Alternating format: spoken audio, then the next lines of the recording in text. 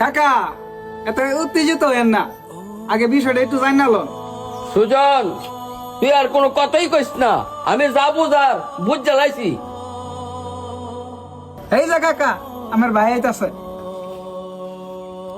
ভাই এই যে ক্ষেতের একবারে টাটকা সবজি দিয়ে আনছি, ভাবিরে কইবেন সুন্দর হয়ে রান্ধতো, দুই ভাই একসাথে বসে আজ খামু। রাত্তর সবজি, গত রাতে তুই আমার আলমারির পাশে কি করছিলি? কি কন ভাই, আলমারি আমি আমি তো বুঝতেছি না কিছু। এখন তো তুই বুঝবি না, কিন্তু বাড়িয়া তোর ভিড়ে চামড়া তুললে পরে তুই বুঝবি। ভাই সত্যি আমি এগুলা বুঝতেছি না, আপনি কি কইতাছেন এইগুলা? তোর ভাইয়ের আলমারির কাছে যাস তুই, তোর কত বড় সাহস! কাকা এভাবে ঝগড়া না করে আপনি বিষয়টা একটু জান না বুঝালন, তোর সাথে ওনার নাও থাকতে পারে। এই তুই চুপ থাক, আমি নিজ চোখকে দেখছি।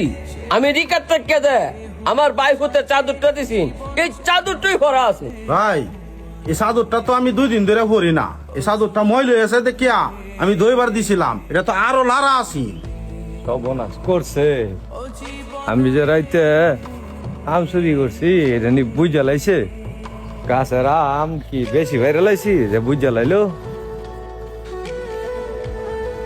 আরে মুস্তাকিম, এখানে দেখতেছি কাকা চিল্লাচিল্লি করতেছে, আর তুই এনে পলায় পলায় দেখতেছস, কারণটা কি? ভাই গো, আমি আসলে তেমন কিছু করছি না। কিছু করছস না, তাহলে তুই পলায় পলায় কি দেহস? হ্যাঁ, তোর সমস্যা কি? নাকি কোন একটা কাম করছস তুই? না ভাই, বিশ্বাস করেন আমি কিছু করছি না ভাই, খালি কয়টা আম চুরি করছিলাম। আচ্ছা বুঝছি, তুই আম চুরি করার কারণে কাকার সামনে যেতে ডরাইতেছস না?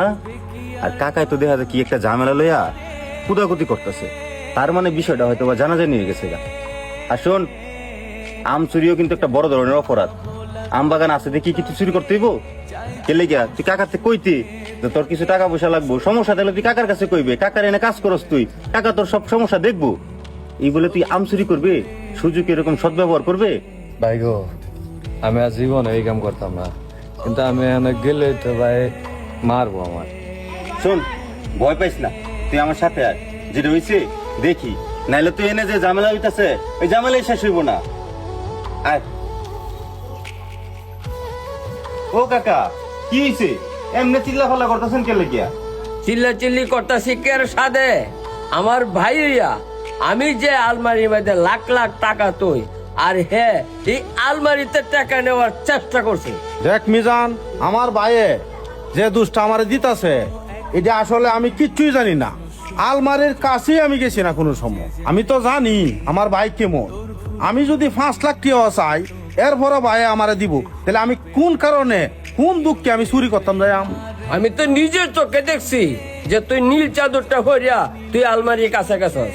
কাকা, নীল চাদর তো কালকে আরের মাঝে লাগা ছিল, আমি পিনছিলাম।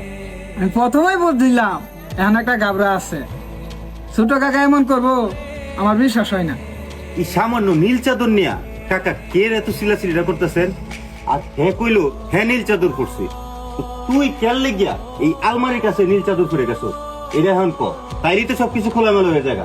কাকা, কালকে রাইতে আমি কটা আম চুরি করছিলাম, কেডা জানি ঘরতে বাইরে লাইট টিপ দিছিল, আর আমি আলমারি সিপাত গিয়া লুফাইছিলাম। আমি কোনো টেয়ার তো চুরি করি না কাকা, আমার মাফ করে দিন।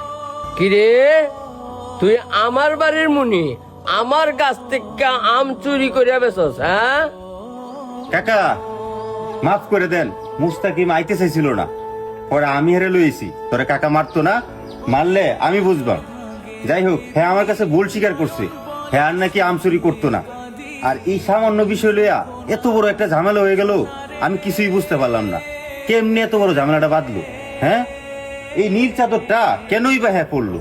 এই যে এত বড় একটা ভুল বুঝাবুঝির কারণে ভাইয়ে ভাইয়ে মারাত্মক লেভেলে একটা ঝগড়া করছেন, এটা আমি দূর থেকে দেখছি নি কাকা। সামান্য একটা বিষয় কত বড় হয়ে দাঁড়াইছে। হ্যাঁ মুস্তাকিম, আমাদের বাড়িতে কাজ করিয়া আমার গাছের আম চুরি হইয়া যারা নেবেছ, আজকের দিন তোর লাগিয়া আমার ভাইয়ে আমারে সন্দেহ করতে বা করছে। আমারে আপনারা সবাই মাফ করে দেন, আমি আর কোনো সময় এই কাজ করতাম না। কিরে, তুই কি কস? হ্যাঁ কি মাফ করে দেন যায়? আচ্ছা কি আর করা, গরিব মানুষ যেহেতু ভুল শিহার আইছে, তে দেন, মাফ করে দেন। হ্যাঁ, আপনি ঠিক সিদ্ধান্ত নিছেন, মাফ করে দেন। সে আমার কাছেও ভুল স্বীকার করছে, আবার আপনাদের কাছেও ভুল স্বীকার করছে। আর কোনো সময় নাকি এরকম কোনো কাজ করতো না। দেখছেন কাকা, কইছিলাম না সবকিছু জানি না বিচার করুন লাগে। হরে, এটা আসলেই একটা বড় রকমের ভুল বোঝাবুঝি।